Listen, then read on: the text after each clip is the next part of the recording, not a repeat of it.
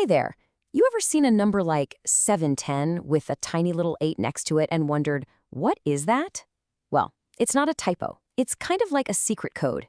It's a number in what's called the octal system, which is a big deal in some parts of computing.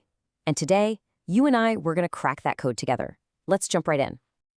So here's our game plan. First, we'll tackle what I'm calling the Octal challenge. Then I'm going to show you the one trick you need to know, the power of 8 method. After that, we'll do a few guided conversions side by side. And to wrap it all up, I'll give you your very own conversion key, so you'll never forget how to do it. All right, let's get started. Section 1, the octal challenge. I want you to think of these numbers as being written in a totally different language. Our job is to become expert translators. So here it is, our first puzzle. How would you actually say this out loud? 710 with that little 8. If you're thinking 710, well, you're not alone, but there's a really cool twist coming. Yeah, see, that little 8 changes everything. It means this number is in base 8, a system that only uses digits from 0 to 7. The numbers you and I use every day, that's base 10, because we use digits 0 through 9. So let's get to translating. So how in the world do we translate it? It might sound complicated, but I promise you, it all comes down to one brilliantly simple rule. This is the absolute core of our whole code-breaking technique. And here's the rule. This is it. The only thing you really need to burn into your brain, every single digit in an octal number is tied to a power of 8. That one idea, it unlocks this whole thing. Okay, let's break that down into 4 super simple steps.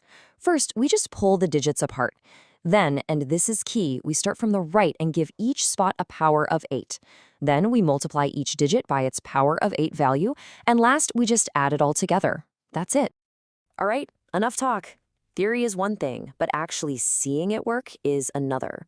Let's take that rule and our 4 steps and throw them at our original puzzle. It's time to see how this thing really works. Okay, here we go. Our number is back, 710 base 8. Step 1 is to separate the digits, so we've got a 7, a 1, and a 0. Easy enough. Now for step 2, assigning the powers. And remember, we have to work from right to left. So the 0 on the far right gets 8 to the power of 0, which is just 1. The 1 in the middle gets 8 to the power of 1, which is 8. And the 7 on the left gets 8 to the power of 2, which is 64. You starting to see the pattern here? Step 3, time to multiply. We take that first digit, 7, and multiply it by its power value, 64. That gives us 448.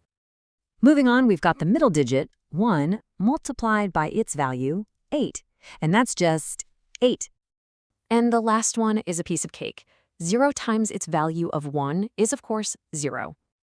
We are on the home stretch. The final step is just to add up those results. So we take our 448, add the 8, add the 0, and we get a grand total of 456. And boom, there it is. We cracked it.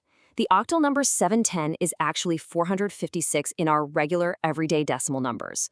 So you see, the position of each digit is what gives it its real power. It's a game changer. See? It's not so scary once you see the pattern. It's the same 4 steps every single time. Let's do another one, a little quicker this time, just to really lock it in. All right, let's try 461 in base 8. It's the exact same process. 1 times 8 to the 0 is 1. 6 times 8 to the 1 is 48. 4 times 8 to the 2 is 256. Add them all up, and you get 305. Perfect. So what about a bigger number? Does the system break? Not at all. Look at 1356. The method is exactly the same. We just need to add another position, 8 to the power of 3. We do the math, 512 plus 192 plus 40 plus 6, and our final answer is 750. The system just works, no matter how big the number gets. Okay, you've seen the method, you've seen it in action on a few different numbers. Now let's just boil it all down into a quick summary. This is going to be your conversion key. So let's review, just to make sure it sticks. Number 1, always work from right to left.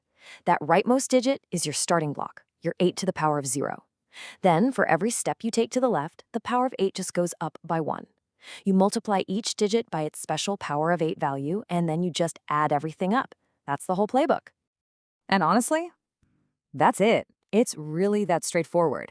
You started out looking at a number that probably seemed weird, and now you understand the entire system behind it. You officially have the key to translate any octal number you come across. Okay, to make sure you've really got this, I'm leaving you with a final challenge. Using the exact method we just went over, what would the octal number 25 be in our decimal system? Just think about the powers of 8, and you'll nail it. Thanks for cracking the code with me.